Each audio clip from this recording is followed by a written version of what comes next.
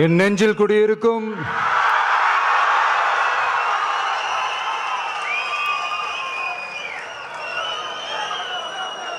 என்னுடைய தோழர்களுக்கும் தோழிகளுக்கும்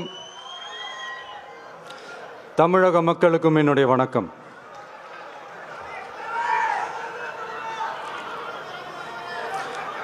நம்ம குடும்ப உறவுகளை இழந்ததுனால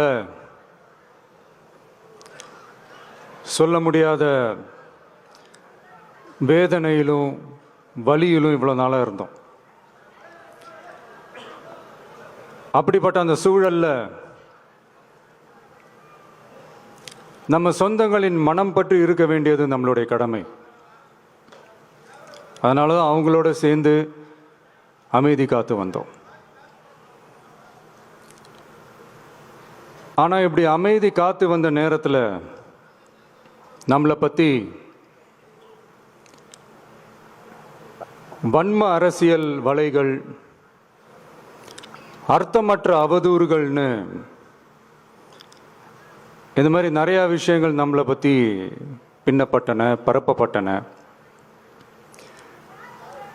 இது எல்லாமே சட்டம் மற்றும் சத்தியத்தின் துணை கொண்டு துடைத்து எறிய தான் போகிறோம்.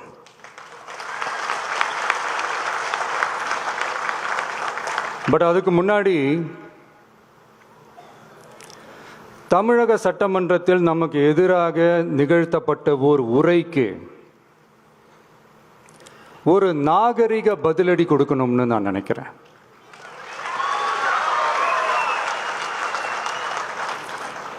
அரசியல் செய்ய விருப்பமில்லை, அரசியல் செய்ய விருப்பமில்லைன்னு அடிக்கடி சொல்ற முதல்வர்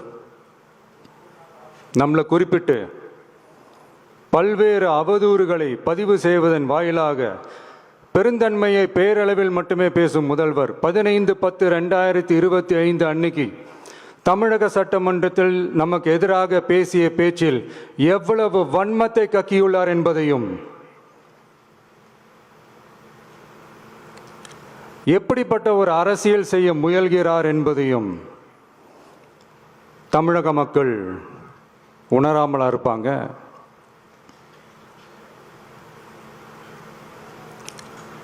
இந்த கரூரோட சேர்ந்து இந்த 5-6 மாவட்டத்துக்கு இந்த மக்கள் சந்திப்பு நிகழ்ச்சிகள்லாம் நடத்தியிருக்கிறோம், போயிருக்கிறோம். அங்கெல்லாம் இந்த லாஸ்ட் மினிட் வரைக்கும் எங்களுக்கு அந்த இடம் கொடுப்பாங்களா மாட்டாங்களா, பெர்மிஷன் தருவாங்களா மாட்டாங்களா, இப்படியே இழுத்து அடிச்சுக்கிட்டு இருப்பாங்க. நான் நாகப்பட்டினத்தில் சொன்னது மாதிரி தான், நாங்கள் ஒரு இடம் செலக்ட் பண்ணி கேட்போம், மக்கள் நல்லா ஸ்பேஷியஸாக நின்று பார்க்குற மாதிரி. பட் அவங்க அதையெல்லாம் ரிஜெக்ட் பண்ணிவிட்டு மக்கள் நெருக்கடியோடு நின்று பார்க்குற மாதிரி ஒரு இடத்த செலக்ட் பண்ணி எங்களுக்கு கொடுப்பாங்க. இது டிஃபால்ட்டாக எல்லா இடத்துலையும் இந்த ஒரு ஆர்கியூமெண்ட் நடந்துகிட்ருக்கோன்னு வைங்க.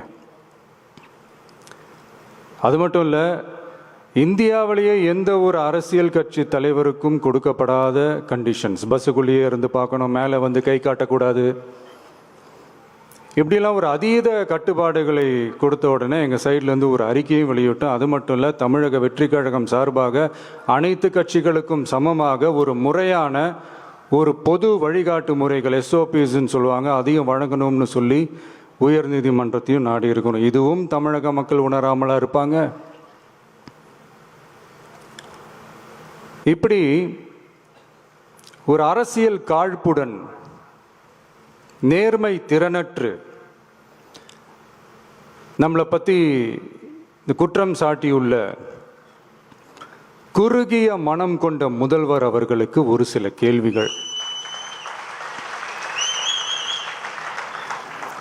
உச்சநீதிமன்றத்தில், அதாவது 13/10/2025 அன்னைக்கு உச்சநீதிமன்றத்தில் நடந்த அந்த விவாதங்களை வைத்தும் வந்தந்த உத்தரவுகளை வைத்தும் இந்த கேள்விகள். இப்படி பொய் மூட்டைகளாக நம்மளை பற்றி இந்த அவதூறுகளை அவிழ்த்து விட்ட முதல்வர் அவர்களுக்கும் திமுக அரசுக்கும் சார்பாக கோடிகளை கொட்டி அமர்த்தப்பட்ட அறிவார்ந்த வழக்கறிஞர்கள் அவங்க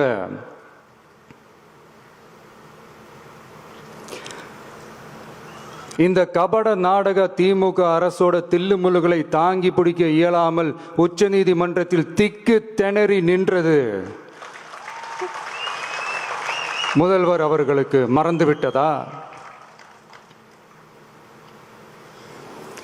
இந்த கரூர் சம்பவத்துக்கு அப்புறமே அவசரமா ஒரு தனிநபர் ஆணையம், அந்த தனிநபர் ஆணையத்தை அவமதிக்கிற மாதிரி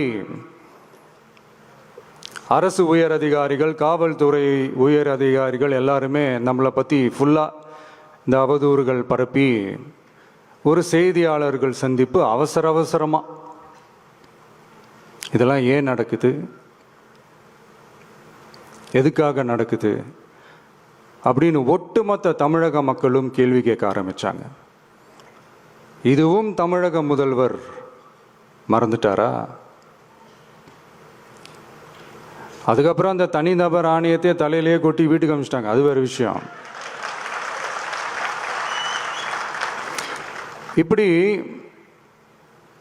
இப்படிலாம் கேள்வி கேட்ட உடனே ஏதாவது பதில் சொல்லி ஆகணும்ல. அதனால சட்டமன்றத்தில் பேசும்போது உண்மை நிலையை தெளிவுபடுத்தத்தான் அப்படின்னு ஏதோ இந்த சட்ட ரீதியாகவும் சத்தியத்திற்காகவும் நடந்தது போல ஏதோ சாமர்த்தியமாக பேசுகிறதா நினச்சி பேசியிருக்காங்க. இப்படி ஒரு 50 வருஷமாக பொது வாழ்க்கையில் இருக்கிற ஒருத்தவங்க ஒரு முதல்வர் அவர்கள் சொன்னது எவ்வளவு பெரிய ஒரு வடிகட்டின பொய், சப்பை கட்டுன்னு நான் சொல்லலை, உச்ச நீதிமன்றம் சொல்லியிருக்கிறாங்க.